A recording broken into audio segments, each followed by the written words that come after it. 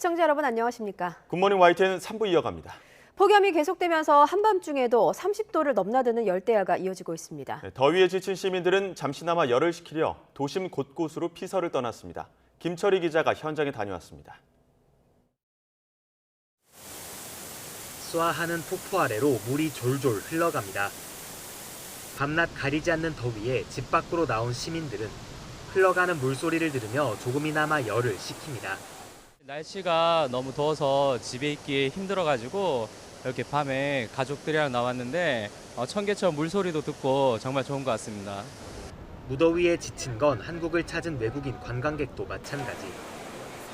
시원한 물에 발을 담그자 그간 쌓인 여독이 조금 풀리는 듯합니다. We came here for a vacation and I think it's a great place for spending our vacation like summertime, like parties, like culture. It's very nice place. 여름이면 늘 붐비는 한강공원도 토요일 늦은 밤 피서객들로 가득 찼습니다. 밤 11시가 다 돼가는 늦은 밤인데요. 여전히 기온이 30도에 달할 정도로 후덥지근합니다. 가족끼리 또 연인과 친구끼리 강변에 둘러앉은 시민들. 도란도란 못다한 이야기를 나누며 깊어가는 여름을 즐겨봅니다. 처음 돌아다녔을 때는 그래도 좀 더웠는데 앉으니까 바람도 불고 강가라 그런지 시원해서 괜찮았습니다. 기상청은 오는 월요일까지 서울 낮 기온이 35도까지 오르는 등 무더운 날씨가 이어질 것으로 전망했습니다. 다만 주 중반까지 이어질 폭염 경보 수준 더위는 주말쯤 한풀 꺾일 것으로 보입니다. YTN 김철입니다. 어젯밤 8시 40분쯤 경기도 용인시 풍덕천동 770여 세대 규모 아파트 단지에 전기 공급이 끊겼습니다. 정전으로 주민 한 명이 엘리베이터에 갇혔다가 소방에 구조됐습니다. 아파트 10개 동 가운데 5개 동은 전기 공급이 복구됐지만 나머지 절반은 밤새 정전 상태가 이어지면서 주민들이 무더위 속에 불편을 겪었습니다. 한전과 아파트 측은 낡은 변압기에 이상이 생겨 정전이 발생한 것으로 파악하고 복구 작업을 하고 있습니다. 연일 폭염이 이어지는 가운데 전국 곳곳에선 여전히 수해 복구가 한창입니다. 본격 휴가철을 맞아 전국 피서지는 무더위를 식히려는 나들이 객들로 붐볐습니다. 이명준 기자가 보도합니다. 종이장처럼 찌그러진 승용차가 널브러져 있고 창고 건물 일부가 주저앉아 안이 훤히 들여다보입니다. 굴착기와 집게차를 동원해 폭우에 떠밀려온 잔해를 쉼없이 날라보지만 산더미처럼 쌓여 치우고 또 치워도 언제 다 정리할 수 있을지 기약이 없습니다. 집중호우의 직격탄을 맞은 비닐하우스는 형체 없이 초토화돼 쓰레기로 남았습니다. 자결하는 뙤약볕에도 쓸려내린 흙으로 허리가 끊긴 도로를 뚫으려 비지땀을 흘리고 수마가 핥히고 간 상흔을 지우려 복구 작업에 사력을 다합니다. 하얀 물보라를 일으키며 시원하게 강을 가로지르다 보면 한여름 무더위는 포말과 함께 멀찌감치 사라집니다. 평소 갈고 닦은 실력을 마음껏 뽐내며 한 손으로 줄을 잡는 여유를 부리고 곡선 물결을 일으키며 묘기에 가까운 모습도 선보입니다. 물놀이장은 더위를 피하려는 시민들로 인산인해를 이뤘습니다. 그야말로 물반 사람반, 발 디딜 틈이 보이지 않습니다. 공중에서 떨어지는 물벼락을 뒤집었으면 등골에 전해오는 서늘함에 천국이 따로 없습니다. 가족 단위 피서객들은 단골 피서지인 계곡을 찾아 발을 적시며 오붓한 한때를 보냈습니다. 일상 회복을 위한 필사의 복구 작업이 계속되는 가운데 본격적인 휴가철을 맞아 나들이객이 몰리면서 전국 고속도로는 종일 몸살을 앓았습니다. YTN 이명준입니다. 본격적인 휴가철을 맞아 일부 해수욕장에서 바가지 요금 논란이 되풀이되고 있습니다. 자릿세를 요구하거나 정해진 시설 사용료보다 훨씬 비싼 요금을 받고 있지만 단속의 손길은 미치지 못하고 있습니다. 송세혁 기자가 취재했습니다. 강원도 양양의 한 해수욕장. 개인용 텐트를 설치하려 하자 대뜸 자릿세 2만 원을 요구합니다. 주변 해수욕장 자릿세보다 무려 4배나 비쌉니다. 제 거 돗자리 깔았는데 2만 원 내고 앞에 파라솔이랑 돗자리 있는데 빌리려면 4만 원을 내라고 하더라고요. 이 해수욕장은 개인용 텐트나 파라솔의 경우 자릿세를 내지 않으려면 이렇게 해변 끝부분 구역에 설치해야 합니다. 하지만 무료구역은 대부분 물놀이 허용구역과 거리가 멀다 보니 불편할 수밖에 없습니다. 특이하게 쓰려면 돈을 내고 써라. 근데 그 돈이 너무 과도하고. 유료구역 파라솔과 돗자리 등의 요금도 제각각입니다. 강릉의 이 해수욕장은 평상 파라솔 사용료가 5만 원, 조례로 정한 요금보다 2만 원이나 더 올려받는 겁니다. 생선은 사는 거 만 원이라도 또 우리가 해외를 떠가지고 뭐 여러 가지 하면 또 가격이 틀려지잖아요. 어떤 그런 논리라고 봐야지. 해수욕장은 대부분 지자체가 피서철 기간 마을 단체 등에 위탁해 운영하는데 바가지 요금 관리가 제대로 안 되는 겁니다. 마을에서는 더 많이 받고 싶어 하잖아요. 근데 작년 기준으로 해서 많이 올리진 않았어요. 성수기의 한몫 챙기겠다는 빗나간 상술. 모처럼 휴가를 즐기려는 피서객들의 눈살을 찌푸리게 하고 있습니다. YTN 송세혁입니다. 서울 도심에서는 지난주에 이어 서희초등학교 교사를 추모하는 대규모 집회가 열렸습니다. 전국에서 모인 일선 교사들은 철저한 진상 규명과 함께 교권 회복을 촉구했습니다. 윤성훈 기자의 보도입니다. 검은 복장을 갖춰 입은 현직 교사들이 서울 광화문에 집결했습니다. 한여름 땡볕에 뜨거운 아스팔트 열기도 아랑곳하지 않습니다. 스스로 삶을 포기한 서희초등학교 교사를 추모하기 위해 전국에서 자발적으로 모였습니다. 과중한 업무와 학부모 갑질 의혹 등 숨진 교사가 왜 극단적 선택에 이르렀는지 조속히 진실을 밝혀야 한다고 촉구했습니다. 선생님께서 돌아가시게 된 과정과 그리고 원인뿐만 아니라 구조적인 문제까지도 정확하게 분석이 되어야 된다라고 생각을 합니다. 교사들은 학부모의 악성 민원과 통제 불능 학생 등 교권이 땅에 떨어진 지 오래라고 입을 모았습니다. 학생 인권만 지나치게 강조하면서 교사가 교실을 지킬 방패를 잃었다는 겁니다. 수업을 진행할 수 없을 정도로 소란을 일으키는 경우에 저희가 제재 수단이 없는 것 역시 현실입니다. 공교육 정상화를 위해 교권 침해 행위 처벌을 강화하고 관리자의 민원 대응 제도 등을 마련할 것을 요구했습니다. 교실 속에서 문제 행동을 하는 학생을 정당한 방위로 제지를 할 수 있고 다른 학생들과 학부모도 선량한 다수의 다른 사람들도 피해를 이만큼은 보지 않을 거라고. 현직 교사뿐 아니라 고인의 죽음을 애도하며 교권 회복 필요성에 공감하는 시민들도 함께 모여 힘을 보탰습니다. 교사를 보호하기 위한 제도나 정책은 조금 많이 확보되지 않은 것 같아가지고 이런 안타까운 일도 일었었던 것 같고요. 그래서 대책 마련이 잘 되었으면 좋겠다는 생각이 듭니다. 주최 측은 지난 22일에 이어 두 번째로 열린 집회에 3만 명이 참석한 것으로 추산했습니다. 집회가 진행되는 동안 서울 사직로 일대 5개 차선이 한때 전면 통제되기도 했습니다. 무너진 교실을 바로 세울 실효성 있는 대책이 마련되기까지 교사들의 거센 반발은 당분간 이어질 것으로 보입니다. YTN 윤성훈입니다. 교권 침해로 분쟁이 발생할 경우 전문가 상담과 소송비 등을 지원해주는 서비스 수요가 커지고 있습니다. 피해 교원에 대한 치료비와 상담비 지원 건수는 3년 전쯤 연 67건, 3,400만 원에서 2년 후엔 연 333건에서 2억 585만 원으로 5배가량이 늘었습니다. 교원 소송 비용 지원은 3년 전 연 2건에서 830만 원에서 2년 후엔 연 6건에 2,400만 원으로 증가했습니다. 정치권의 움직임도 빨라지고 있습니다. 정치권이 정당한 지도에 대해서는 아동학대의 면책 범위를 확대하는 법안을 추진하고 있는데요. 여야 모두 무분별한 아동학대 신고에 대한 우려에 공감하는 만큼 이르면 9월 정기국회 때 국회 문턱을 넘을 것으로 보입니다. 권남기 기자입니다.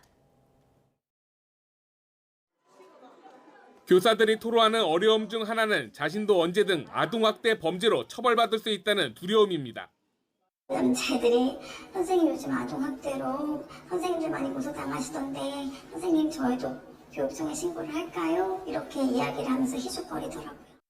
실제로 지난해 교사 6천여 명에게 물었더니 무려 10명 가운데 9명이 아동학대로 신고당할 수 있다는 생각을 한다고 답했습니다. 특히 정신적 학대처럼 아동학대 기준이 명확하지 않은 경우가 많다며 고충을 호소합니다. 아동학대 처벌법이 시행된 지난 2014년 이후 아동학대 행위자로 분류된 교직원의 수가 급증하면서 우려는 더 커졌습니다. 정서적 학대의 폭이 굉장히 넓거든요. 기분이 나쁘면 정서적 학대가 되는 거예요. 서희초 사건을 계기로 무분별한 아동학대 신고의 문제점이 수면 위로 떠오르자 정치권도 부랴부랴 나섰습니다. 초중등 교육법과 교원 지휘법을 개정해 정당한 지도에 대한 면책 범위를 확대하기로 뜻을 모았습니다. 아동학대 신고 사건의 수사 개시 요건도 까다롭게 하는 방안이 검토되고 있습니다. 정당한 활동에 대해 아동학대 관련 규정을 일률적으로 적용하지 않도록 규정함으로써 무분별한 신고로 고통받는 교원을 보호하고 여야 모두 큰 이견이 없는 만큼 국회 차원의 논의에 속도가 붙을 것으로 보입니다. 국회 교육위원회 핵심 관계자는 YTN과 통화에서 이르면 9월 정기국회 때 관련법을 처리할 수 있을 것으로 내다봤습니다. 다만 교권 침해 이력을 생활기록부에 기재하는 법안은 교권 보호를 위해 필요하다는 정부 여당과 낙인 찍기가 우려된다는 야당의 입장차가 여전합니다. 학생부 기재와 같은 학생 학부모 겁주기여서는 안 됩니다.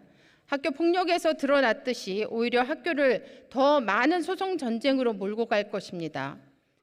여권이 교권 침해의 원인으로 지목한 학생 인권조례 개정 문제도 상관관계가 명확하지 않다는 야당의 반대가 만만치 않습니다. 세부 대책을 놓고는 평행선을 달리고 있지만 여야 모두 교권 강화의 필요성에 공감하고 있어서 앞으로의 논의 과정이 주목됩니다. YTN 권남기입니다. 어제 오후 7시 7분쯤 전북 장수군 북쪽 17km 지역에서 규모 3.5의 지진이 발생했습니다. 진앙은 북위 35.8도, 동경 127.53도입니다. 이번 지진은 올해 국내에서 59차례 발생한 지진 가운데 세 번째로 강한 규모입니다.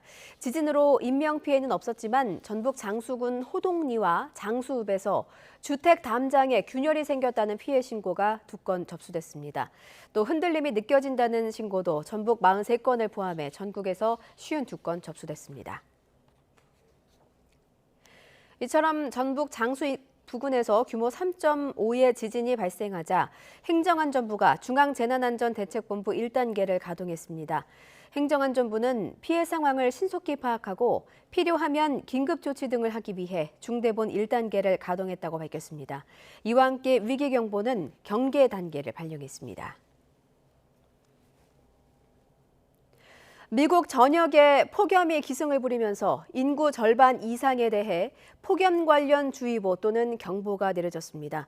한 달 넘게 폭염이 이어진 남서부 텍사스주에서만 경제 손실이 12조 원에 달할 것이라는 분석도 나왔습니다. 황보연 기자입니다. 뉴욕 관광명소 타임스퀘어. 최고 34도까지 올라간 찜통 더위에 평소 관광객들로 빽빽하던 거리가 많이 한산해졌습니다. 거리 공연에 나선 카우보이는 아예 우통을 벗고 나왔습니다. 우산으로 천으로 땡볕을 막아보지만 더위는 어쩔 수 없습니다. It's unreal. I can't believe it. It's too hot. It's just too hot. 공원으로 나선 사람들의 복장은 마치 물가를 찾은 듯 간편해 보입니다. 털북숭이 반려견은 아예 물통으로 들어가 멱을 감습니다. But then you get walking and awfully hot, too hot. And it actually made me think as I was putting the leashes on the side, it made me think about global warming, of course. 미국 남서부 지역을 한 달 넘게 달군 불볕더위가 동북쪽으로 확대되면서 미국 전역이 설설 끓고 있습니다. 미국 기상청은 전체 인구의 절반이 넘는 1억 7,500만 명 이상이 거주하는 지역에 대해 폭염 경보 또는 주의보를 발령했습니다.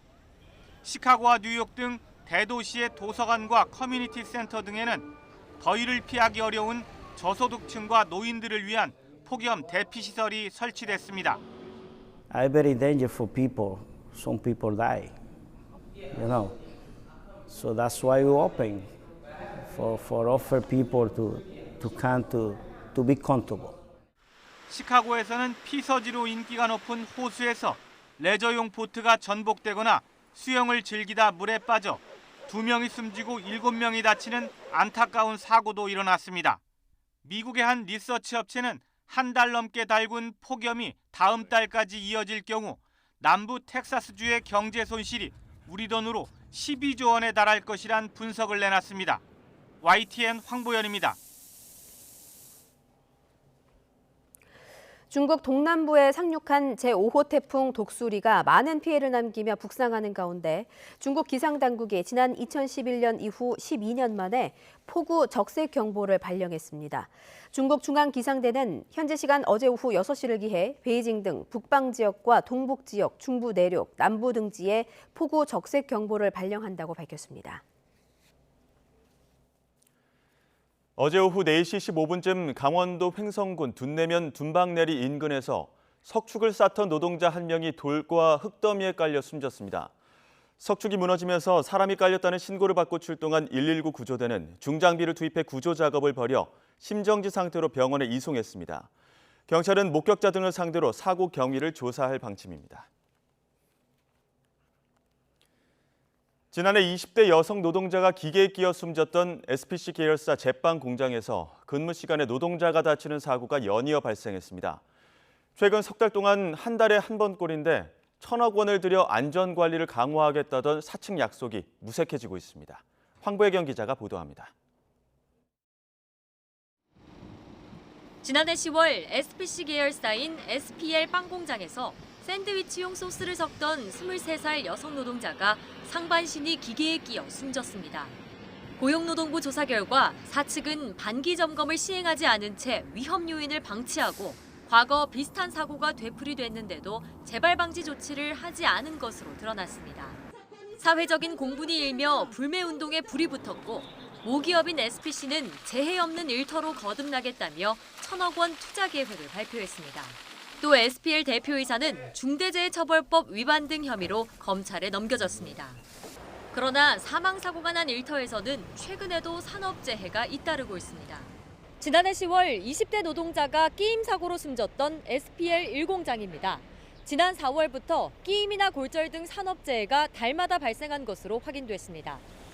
먼저 지난 4월 18일 40대 남성 노동자가 반죽기계에서 흘러넘친 뜨거운 물에 2도 화상을 입었습니다. 한 달쯤 뒤엔 50대 여성 노동자가 반죽기계 체인에 팔이 끼어 2달 가까이 일을 쉬어야 했고 지난달 말에도 30대 남성 노동자가 기계 오작동을 처리하다가 손톱이 빠지고 손가락이 부러졌습니다. 이처럼 안전사고가 반복되는 건 산재 예방 시스템에 심각한 문제가 있어서란 지적이 나옵니다. 이런 사고들이 계속 발생한다는 거는 나중에 더 심각한 사망사고와 같은 이런 사고가 발생될 수 있는 그런 가능성을 보여주는 지금 전조 증상이라고 볼 수가 있어요. 이에 대해 SPL 측은 사업장에서 발생한 사고와 관련해 직원의 안전과 건강을 최우선으로 신속하게 조치했다고 밝혔습니다. 그러면서 아무리 경미한 사고라도 산재 신청을 할 수 있도록 적극적으로 안내하고 지원한다고 덧붙였습니다. YTN 황보혜경입니다. 현직 판사가 평일 대낮에 서울 강남에서 성매매하다 적발돼 검찰에 넘겨졌습니다. 서울 수서경찰서는 24일 지방법원에서 근무하는 40대 현직 판사 A씨를 성매매 처벌법 위반 혐의로 검찰에 불구속 송치했습니다. A 판사는 지난달 22일 오후 4시쯤 서울 역삼동 호텔에서 조건 만남 애플리케이션으로 만난 30대 여성 B씨에게 15만 원을 주고 성매매한 혐의를 받습니다. 이와 관련해 대법원은 향후 관보를 통해 징계 여부를 알릴 방침이라고 밝혔습니다. 대법원은 법관 징계법 등 관련 법률에 따라 징계 착수와 징계위 개최 여부 등 세부 과정을 공개할 수 없게 돼 있다며 이같이 설명했습니다. 법관 징계법은 대법원장이 품위 손상 등을 이유로 법관을 징계 처분했을 때 관보에 게재하도록 규정하고 있습니다. 2018년 미국에서 자율주행을 시험하던 우버 차량이 사람을 치어 숨지게 한 사고와 관련해 당시 우버 보조 운전자였던 40대 여성이 법원에서 유죄 판결을 받았습니다. 미 애리조나주 메리코파 고등법원은 우버 차량 교통사고에 연루돼 과실치사 혐의로 기소된 라파엘라 바스케스에게 보호관찰 3년형을 선고했습니다. 2018년 3월 18일 밤 바스케스는 자율주행을 시험하던 우버 차량에 보조 운전자로 타고 있다가 애리조나주 템페에서 자전거를 몰고 도로를 횡단하던 엘레인 허츠버그를 치어 숨지게 한 혐의를 받았습니다. 이 사고는 자율주행 차량이 일으킨 첫 사망 사고로 기록됐습니다.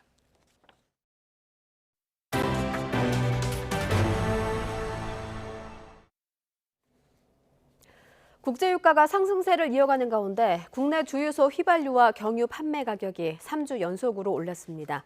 한국석유공사 유가정보시스템 오피넷을 보면 이달 넷째 주 전국 주유소 휘발유 평균 판매 가격은 전주보다 15원 70전 오른 리터당 1,599원 30전을 기록했습니다. 경유 판매 가격은 전주보다 16원 90전 상승한 리터당 1,311원 80전으로 집계됐습니다. 국내은행 대출 연체율이 3년 만에 최고치로 치솟았습니다. 제때 빚을 갚지 못하는 비중이 느는데도 가계대출 규모는 계속 커지고 있습니다. 보도에 이형원 기자입니다. 경기 침체에 제때 빚을 갚지 못하는 차주가 늘고 있습니다. 대출 연체율이 2달 연속 오른 겁니다. 5월 말 국내은행 대출 연체율은 0.4%로 직전 달보다 0.03%포인트 올랐습니다. 지난 2020년 5월 0.42% 이후 3년 만에 가장 높았습니다. 가계 기업 할 것 없이 모두 연체율이 올랐습니다. 고금리 상황이 지속되다 보니까 원리금을 상환하는 것이 부담으로 느껴지고요. 경기는 침체의 길로 점점 접어들어서 원금과 이자를 상환할 때 필요한 소득이나 기업의 이윤은 충분히 늘어나지 않았기 때문입니다. 이렇게 빚 갚기가 힘든데도 가계대출 오름세는 좀처럼 꺾이질 않고 있습니다. 이번 달 들어 5대 은행 가계대출 잔액은 벌써 3천억 원 넘게 늘었습니다. 지난 5월 1년 5개월 만에 상승 전환한 이후 석 달째입니다. 신용대출은 4천억 원 넘게 줄었지만 주택담보대출이 1조 원 가까이 불면서 전체 오름세를 이끌었습니다. 금융권 전체로 봐도 가계대출은 지난 4월부터 오름폭을 키우고 있습니다. 영끌에서 이제 집을 사고 있잖아요. 부동산이 이제 저점에서 상승세로 돌아섰다. 특례보금자리론으로 굉장히 대출 요건을 완화해줬죠. 역전세 때문에 이제 집주인에 대해서는 또 대출 규제를 풀어주고 있다 보니까 금융당국은 가계빚 증가세를 우려하면서도 자산 건전성에 문제가 될 수준은 아니라고 판단하고 있습니다.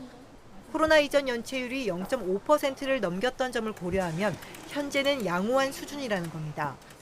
전문가들도 건전성 악화보다는 늘어난 빚 부담에 소비가 줄면서 경기가 위축될 수 있다는 점을 문제로 꼽았습니다. YTN 이영훈입니다. 이동관 방송통신위원장 후보자의 부인을 상대로 지난 2010년 인사청탁 시도가 있었다는 정황이 법원 판결문을 통해서 확인된 가운데 이 후보자 측은 당시 후보자의 부인이 받았다는 이력서와 관련해 판결문과 배치되는 입장을 밝혔습니다. 이 후보자 측은 후보자의 부인이 2009년 한 불교종파 신도회장 A씨로부터 C씨의 이력서를 받은 이유를 YTN이 묻자 후보자 부인은 그런 이력서를 받은 기억이 없다고 문자 메시지를 통해 밝혔습니다. 하지만 A씨의 2010년 판결문에는 이 후보자의 부인이 경찰 조사에서 2009년 11월 A씨로부터 C씨의 이력서를 받았고 2달 뒤인 2010년 1월 중순 수건이 든 쇼핑백을 받았는데 다음 날 2천만 원이 들어있는 것을 발견하고 그날 밤 돌려줬다고 진술했습니다.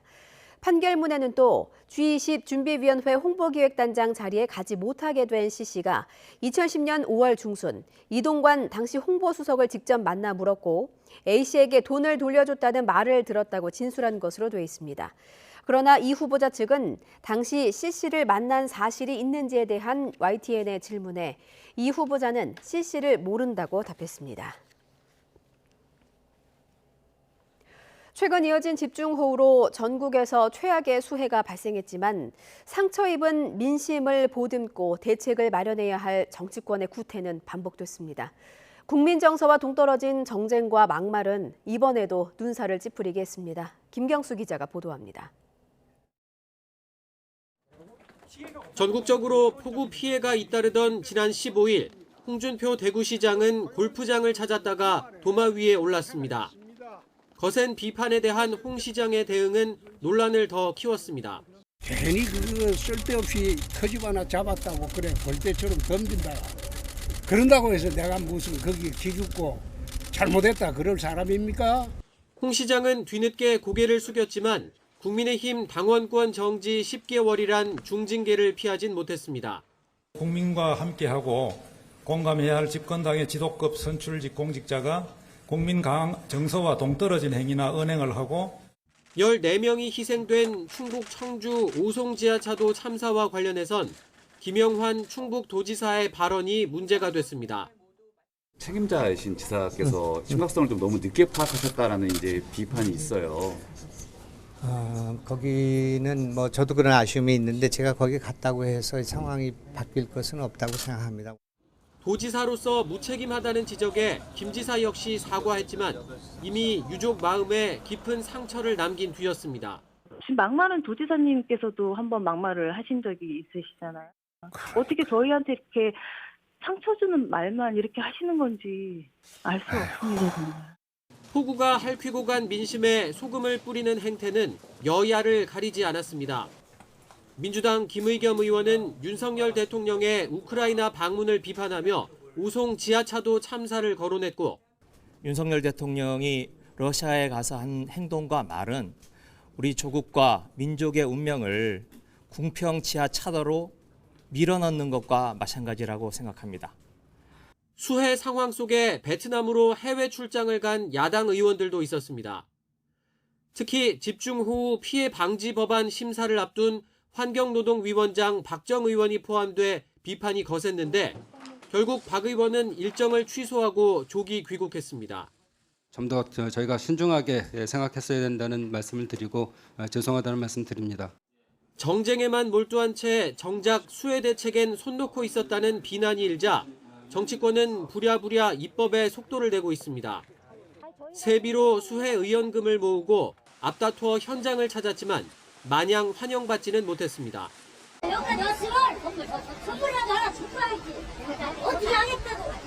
여야는 피해 복구 지원도 속도를 내겠다고 입을 모으고 있지만 4대강 사업 등 수해 책임을 둘러싼 내탓 공방은 여전합니다. 재난을 정쟁화한다는 지적에서 자유로울 수 없는데 8월 국회에선 달라진 모습을 보여야 한다는 목소리에 귀 기울일 필요가 있어 보입니다. YTN 김경수입니다. 북한 잠수함 침투에 대비해 우리 해군이 미국의 핵 추진 잠수함과 어제 제주 남방 해역에서 연합훈련을 실시했습니다. 이번 대잠전 훈련엔 해군의 이지스 축함인 율곡 2함과 장보고급 잠수함인 이순신함, 그리고 지난 24일 해군 기지에 입항한 미국 해군의 LA급 핵 추진 잠수함 아나폴리스함이 참가했습니다. 해군은 한미연합전력이 가상의 북한 잠수함을 대상으로 탐색, 추적, 식별 등 대응 절차를 숙달하는 데 중점을 두고 훈련을 진행했다고 설명했습니다. 미국 정부가 4,400억 원 규모의 타이완 군사 지원 패키지를 발표했다고 타이완 중앙통신사가 보도했습니다. 매체에 따르면 백악관은 현지 시간 28일 약 4,400억 원 규모의 타이완 군사 지원 방안을 발표했습니다. 이는 바이든 정부의 타이완에 대한 첫 번째 중요한 군사 지원 방안이며 미국의 군사 물자를 이용해 중국의 군사적 위협에 대항하는 타이완을 돕게 될 것이라고 매체는 전했습니다. 판문점 견학 중 자진 월북한 미 육군 트래비스 킹 이병과 관련해 미국 정부가 모든 채널을 가동하고 있지만 아직 북한의 응답이 없는 상태입니다. 지금까지 자진 월북한 미군 가운데 살아서 돌아온 미군은 단 한 명뿐이어서 킹 이병 송환에도 시간이 걸릴 것이란 관측이 나오고 있습니다. 신현준 기자의 보도입니다. 지난 1965년 자신의 부대가 베트남 전쟁에 동원될 것이란 소식을 듣고 월북했던 찰스 젠킨스 씨. 북한의 지령에 따라 납북된 일본인 여성과 결혼한 뒤 북한 정권을 찬양하는 선전 도구로 쓰이다 39년이 지난 2004년에야 북한을 벗어날 수 있었습니다. 그리고는 이렇게 울먹였습니다. Today is the first day of the last chapter of my life that I will hopefully live my remaining days with my wife and children. 그나마 자진 월북한 미군 가운데 살아 돌아온 건 젠킨스 씨가 유일합니다.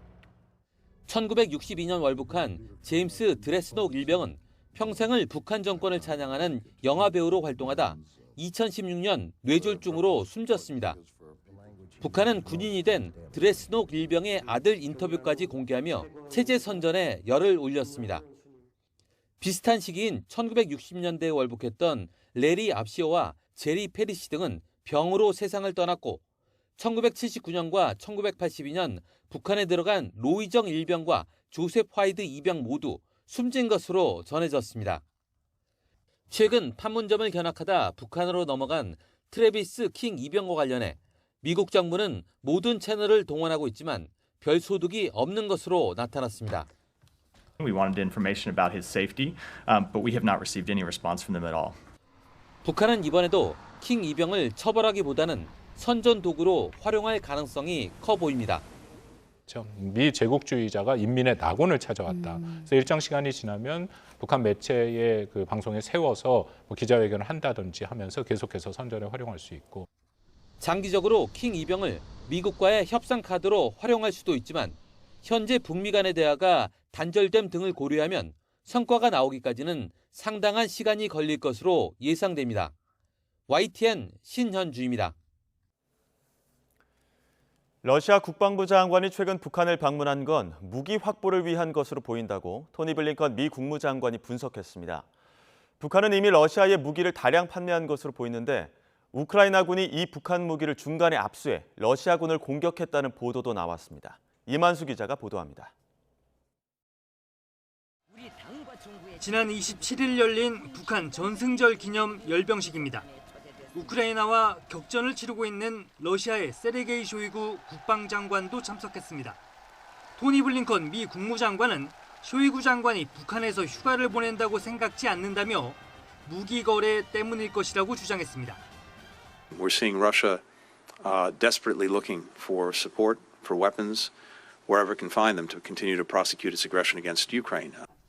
이어 러시아는 미국과 적대적인 이란과 북한을 주요 무기 공급원으로 여기고 있다고도 비판했습니다. 실제 미 정보당국은 지난해부터 러시아가 북한에서 로켓을 포함한 다량의 무기를 구입했다고 밝혀왔습니다.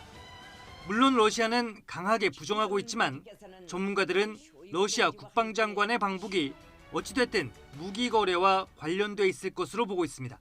러시아에게 절실한 게 북한입니다. 장기적인 소모전인 경우에는 탄약이 필요한데 그 정도의 탄약을 공급할 나라는 북한밖에 없습니다. 실제 이런 분석에 힘을 싣는 외신 보도도 나왔습니다. 영국 일간 파이낸셜 타임스는 우크라이나군 다연장 로켓 부대가 격전지 바흐무트에서 최근 북한산 로켓으로 러시아를 공격했다고 전했습니다. 북한 로켓이 러시아군에 넘어가기 전 우크라이나의 우호적인 국가에 압수됐을 가능성이 있다는 겁니다. 사실이라면 러시아 입장에서는 자신들이 돈이나 식량을 주고 사들인 북한 무기에 거꾸로 일격을 당한 모양새가 됐습니다. 러시아가 북한에서 다량의 무기를 구입한다는 주장은 꾸준히 제기됐지만 실제 전장에서 사용된 흔적은 그리 자주 확인되지는 않았습니다. 러시아의 부인에도 쇼이구 장관의 방북은 더 많은 북한 무기가 러시아에 유입될 가능성을 높이고 있습니다. YTN 이만수입니다.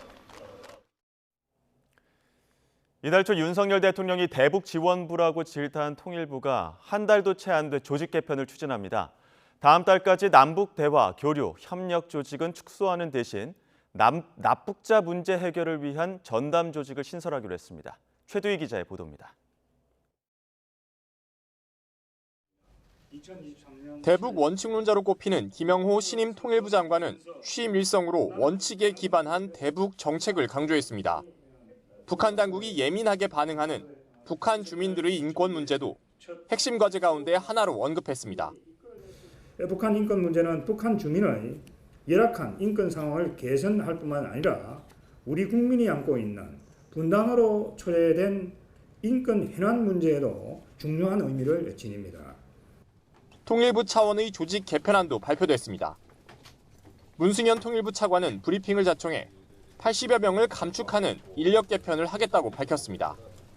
경색된 남북 관계가 단기간에는 변하지 않을 거라는 판단에 따라 남북 대화와 교류, 협력 분야를 담당하는 교류협력국 등 4개 조직을 통폐합하기로 했습니다. 통일부 1급 공무원 6명으로부터는 사직서를 제출받을 만큼 고위직 중심의 인적 쇄신도 이뤄질 전망입니다. 조직을 조금 더 이렇게 유연하고 경쟁력 있고 또 조금 효율적으로 만들기 위한 노력이 필요하다는 문제의식을 가지고 일단 조직 개편 작업을 이렇게 쭉 검토를 해왔습니다. 반면 신설하거나 통일부 차원에서 힘을 실어주기로 한 분야도 있습니다. 통일부는 납북자, 국군포로, 억류자를 담당하는 납북자 대책반을 장관 직속으로 신설하기로 했고 북한 정보를 분석하는 조직은 대폭 강화하기로 했습니다. 김 장관이 내일 오전 국립현충원 참배로 통일부 장관으로서의 공식 업무를 시작하는 가운데 통일부는 행정안전부 등과 협의를 거쳐 다음 달 말까지는 조직 개편을 마무리한다는 방침입니다. YTN 최두입니다.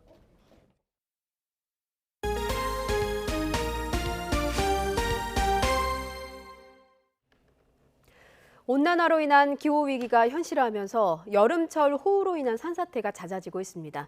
올해 장마 기간에만 무려 1000여 건의 산사태가 났고 17명의 인명피해가 발생했는데요. 산사태 위험 지역에서 사전에 주민 대피를 유도하는 방안들이 도입됩니다. 김진두 기자가 보도합니다. 올여름 장마 기간 1095mm의 기록적인 폭우가 내린 충남 청양군. 곳곳에 산사태로 무너져 내린 흔적이 남아 있습니다. 다행히 인명피해는 사망자 1명. 이달부터 도입된 스마트 주민 방송 시스템의 덕이 컸습니다. 제방뚝이 붕괴가 위험하오니 주민께서는 해관으로 전부 나오셔서 대피하여 주시기 바랍니다. 마을 이장이 주민 대피 안내 방송을 하면 외부 확성기뿐 아니라 마을 주민 모두에게 전화가 갑니다. 스마트폰과 일반 전화기가 울려 받으면 방송 내용을 음성으로 들을 수 있습니다. 이장이 외부에 있어도 군청에서 긴급 연락을 받으면 음성 녹음을 해 동시에 알릴 수 있고 문자 메시지를 쓰면 음성으로 변환돼 전화로 연결되는 기능까지 있습니다. 내 지역은 아니었으니까 그런 식으로 인식을 못 하셨는데 마을 이장님이 이제 목소리로 해서 이제 전달이 되기 때문에 이게 없었으면 다 좀 큰 인명피해를 일으킬 수 있었죠. 산림청 차원의 적극적인 대피 방안도 추진됩니다. 산사태나 산불 등 산림 재난 상황에서 피해가 예상될 때 주민에게 대피를 강제 명령하도록 하는 겁니다. 올 연말 안에 법안이 통과될 수 있도록 한다는 계획입니다. 기후위기 시대에 접어들면서 산사태 등 산림 재난으로 인한 피해에 보다 적극적으로 대응하기 위한 수단이 바로 주민 강제 대피 제도입니다.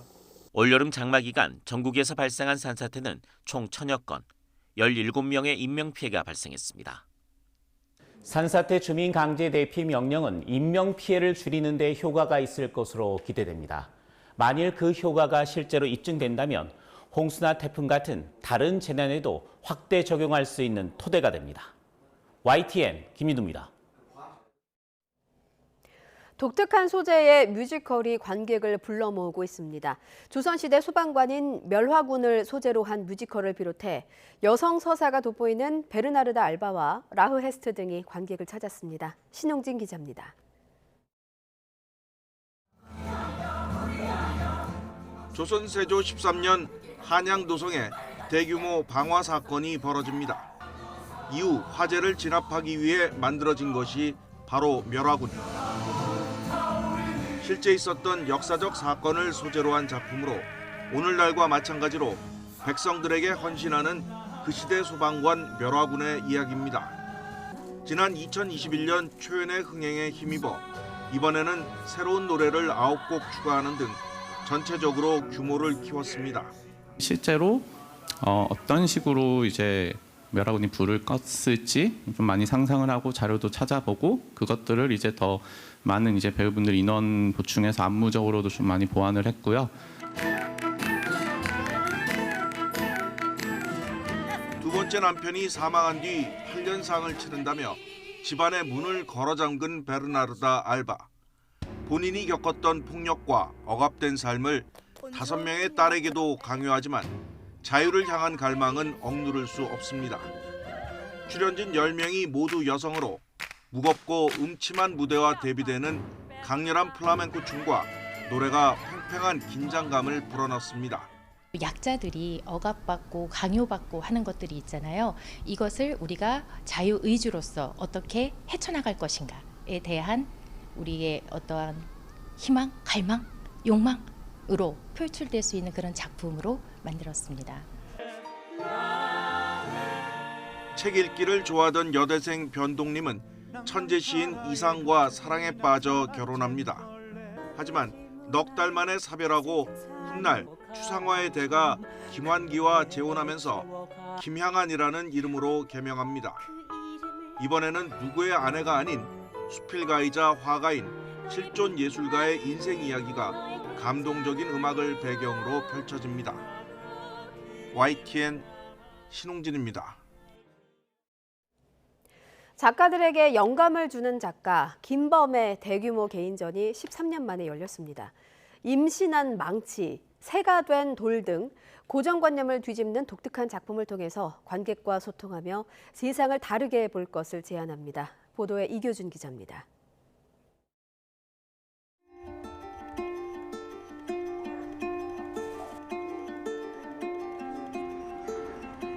선풍기와 주전자, 시계 등 일상 속 물건들이 강의실 의자에 앉아 한창 수업 중입니다. 열띤 강연 내용은 모두 도구에 불과하다는 사실. 특유의 유머와 사물의 의인화를 통해 주입식 교육의 부조리를 풍자한 김범 작가의 작품입니다. 나뭇가지 위에 놓인 돌덩이가 한 마리 새라고 교육받는 과정을 지켜보다 어느새 미소가 감돕니다. 김범 특유의 재치, 위트, 유머, 이런 또 말장난, 이런 그 방법들을 활용을 해서 관객들한테 보다 더 친근하게, 더 쉽게 자기 성찰을 할 수 있는 상황을 만들게 되는 거죠. 이건 다리미인가 라디오인가? 머리를 갸우뚱하게 하는 김범 작가의 작품 70여 점이 모처럼 한자리에 모였습니다. 열쇠의 고를 확대해 산의 능선처럼 그리거나 사람이 아닌 소의 관점에서 소의 몸을 묘사하는 등 기발한 발상의 전환은 새로운 시각을 선사합니다. 이 관객에게 작업을 통해서 세상을 다르게 보는 법, 세상을 새롭게 인지할 수 있는 법을 알려주는, 그것을 일깨워주는 그런 작업이라고 생각합니다.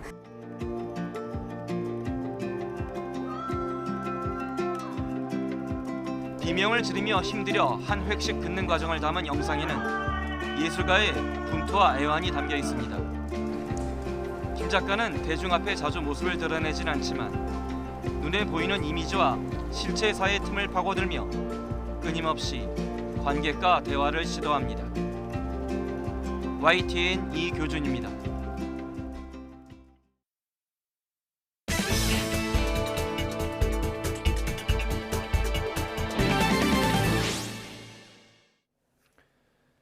일론 머스크가 이끄는 우주기업 스페이스X는 인공위성 12,000개를 띄워 전 세계에 인터넷을 제공하는 스타링크 사업을 진행하고 있습니다. 그런데 바로 이 스타링크 사업 때문에 위성끼리 충돌 위험이 커지고 전파 방해로 천체 연구에도 차질이 생기는 등 뜻하지 않은 큰 문제가 생겨나고 있습니다. 최소라 기자의 보도입니다. 밤하늘을 가로질러 줄지어 이동하는 빛나는 물체. 스페이스X가 쏘아올린 스타링크 위성입니다.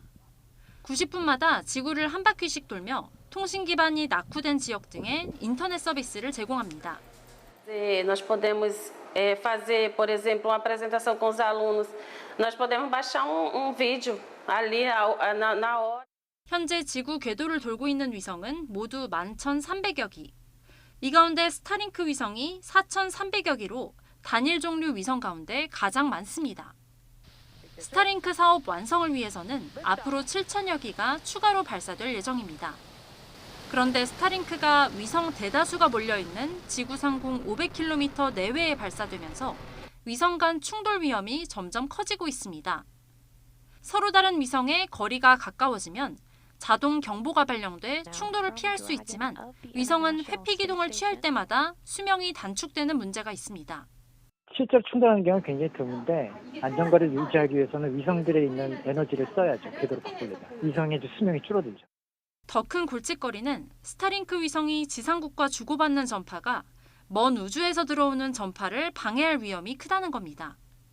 최근엔 스타링크 등 위성이 실제 우주 관측에 쓰이는 대역 전자기파를 방출해 관측 결과를 오염시킨다는 연구 결과도 나왔습니다. 스타링크 위에서 아래로 관측할 때라든지 스타링크 밑에서 별을 관측할 때라든지 그도 역시 마찬가지로 관측으로서의 의미가 많이 사라질 수도 있는 거죠. 유엔사나 우주의 평화적 이용위원회는 인공위성으로 인한 피해를 줄일 방안을 찾기 위해 회의를 열고 스페이스X와 협의 중입니다. 하지만 관련 법과 규제가 아직 없어 국제기구의 강력한 조치는 물론 스페이스X의 적극적인 대처도 기대하기 힘든 상황. 세계 최다 위성 발사 기업으로서 스페이스X가 이 같은 논란을 어떻게 돌파할지 주목됩니다. YTN 사이언스 최소라입니다. 매년 전 세계에서 B형과 C형 간염으로 110만 명이 사망하고 300만 명이 새로 감염된다고 세계보건기구 WHO가 밝혔습니다. WHO의 간염 분석 책임자인 올루파밀라요 레시 박사는 브리핑을 통해 이같이 전하고 A에서 E형 간염 가운데 B, C형이 대부분의 질병과 사망을 일으킨다고 설명했습니다. 레시 박사는 지금과 같은 추세라면 2040년까지 간염 사망자가 말라리아, 결핵, HIV 감염 사망자를 합친 수보다 더 많아질 것이라고 경고했습니다. 태국에서 최근 지카 바이러스 감염 환자가 증가 추세를 보여 당국이 주의를 촉구했습니다. 방콕 포스트는 보건부 집계 기준으로 태국에서 올해 들어 이달 19일까지 110명이 지카 바이러스에 감염됐다고 보도했습니다. 5월 이후 감염 건수가 증가하고 있고 월별로는 지난달이 30건으로 가장 많았습니다. 지카 바이러스에 의한 사망률은 극히 낮지만 임신 중 감염되면 유산이나 선천성 기형을 일으킬 수 있어 주의해야 합니다.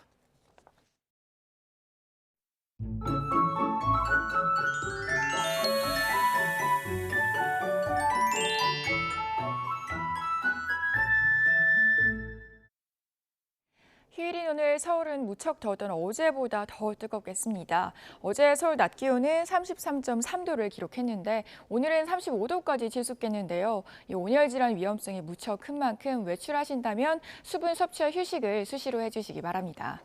연일 계속되는 더위에 전국 곳곳에는 폭염특보가 발효 중인데요.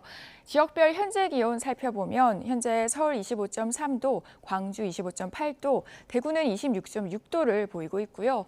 앞으로 기온은 더욱 빠르게 올라서 오늘 한낮에는 서울 35도, 광주 34도, 대구는 35도 보이겠습니다. 오늘 피서 가시는 분들은 강한 소나기와 너울에 주의하셔야겠습니다. 제주도에서는 오후까지, 그 밖에 전국은 밤까지 시간당 최대 30mm로 강한 비가 갑자기 쏟아질 수 있겠고요. 남해안과 제주도 해안에서는 물결이 높게 일겠습니다. 안전사고 없도록 조심하셔야겠습니다. 월요일인 내일도 곳곳에 소나기가 지나겠고요. 무더위와 열대야는 이번 주에도 길게 이어지겠습니다. 날씨였습니다. 굿모닝 YTN 마칩니다. 잠시 후 YTN 뉴스와이드가 이어집니다. 시청해주신 여러분 고맙습니다.